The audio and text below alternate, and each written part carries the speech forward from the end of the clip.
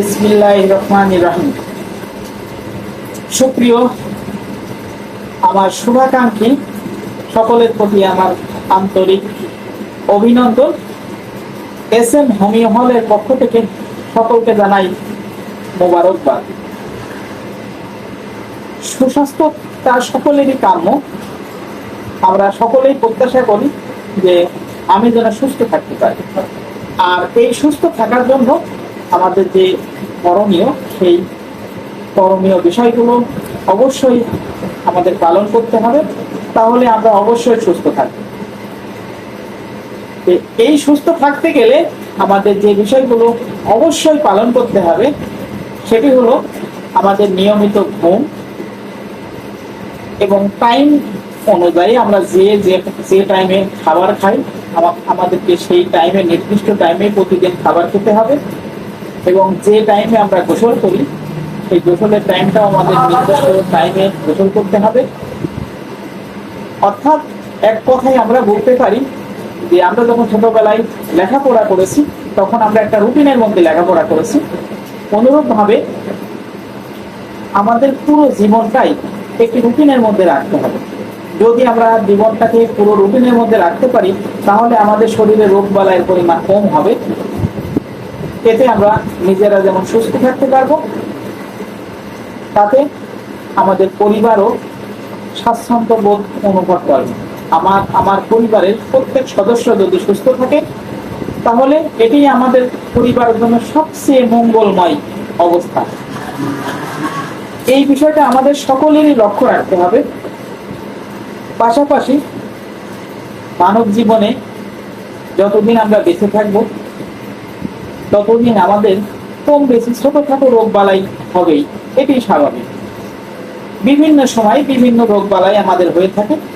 যেমন বর্ষাকালে আমরা যখন বৃষ্টিতে ভেজার কারণে বর্ষার মৌসুমে আমাদের কিছু মৌসুমি ঠান্ডা, জ্বর এই রোগগুলো আসে।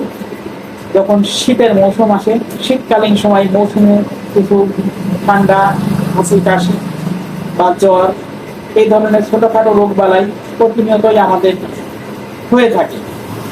তবে এই বিষয়গুলো অতি আতঙ্কিত না হয়ে যদি আমরা এই বিষয়টাকে একটু স্বাভাবিকভাবে নিই তাহলে আমরা কিন্তু সুস্থ থাকতে পারবো। আর এই সুস্থ থাকার জন্য আমাদের কিছু পদক্ষেপ রাখতে হবে, যে আমরা যখন বর্ষার মৌসুম আসবে তখন আমরা অনাকারণে বৃষ্টিতে ভিজবো না।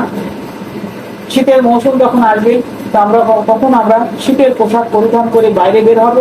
আমরা নিজেদেরকে বিরক্ত দেখাবো না, না দেখে যেখানে যে পরিবেশ পরিস্থিতি সেই পরিস্থিতি অনুযায়ী আমাদের পরিস্থিতি মোকাবেলা করতে পারি, তাহলে আমরা অবশ্যই রোগ বালাই থেকে অনেকাংশে রক্ষা পাবো। আর এটাই কিন্তু সকল পরিবারের প্রত্যাশা থাকে।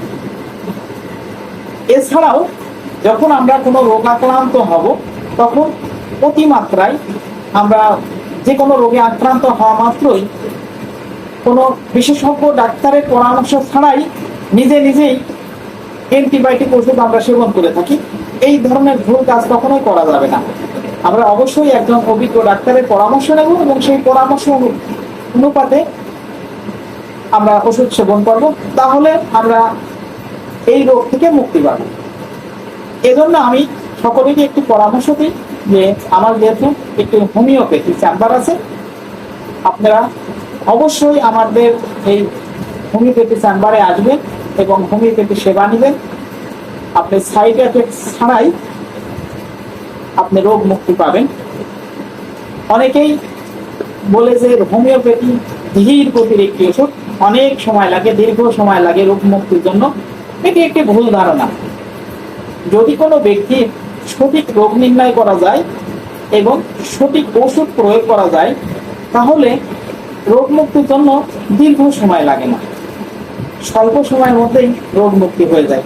তাই আমরা এই অপপ্রচারের দিকে লক্ষ্য না দিয়ে আমরা সঠিক যে কথাটি সেই কথাটাই সবার মাঝে তুলে ধরবো এবং এতে আমরা সঠিক ফলটা পাবো। তাই আমি আমার সকল শুভাকাঙ্ক্ষী ভাই বোনদেরকে জানাই যে আপনারা যদি আপনাদের কোনো ছোটখাটো সমস্যা হয়ে থাকে তাহলে অবশ্যই আমি অথবা আমার মতো যে সমস্ত হোমিওপ্যাথি ডাক্তার আছেন তাদের সাথে পরামর্শ করুন এবং হোমিওপ্যাথি সেবা নিন।